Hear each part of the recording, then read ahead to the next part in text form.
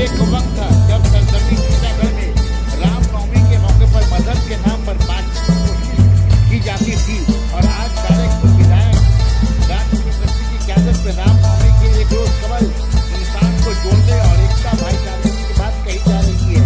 कल 11 अप्रैल राजनवमी उत्सव से एक दिन कबल टीटागढ़ के सरजमीन पर टीटागढ़ जिले के सभी काउंसलर की क्यादत में राज्य करने के पुरानी विधान 3 नंबर महावीर मंदिर में टीटागढ़ में सभी मजहब के त्योहार में अमन रखने का प्रार्थना किया।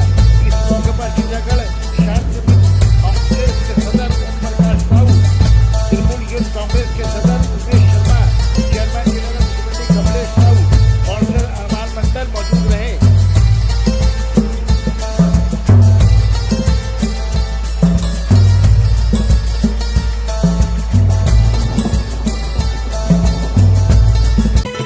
Sana Medical Hall.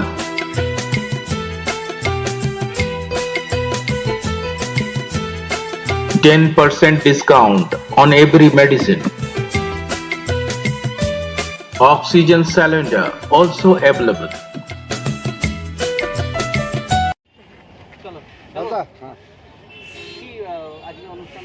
উদযাপন করা হচ্ছে আজকে রামনবমী, তো আজকে সমস্ত জায়গায় রামনবমী সব জায়গায় পালন করা হচ্ছে, বিশেষ করে টিটাগড় এবং ব্যারাকপুরে।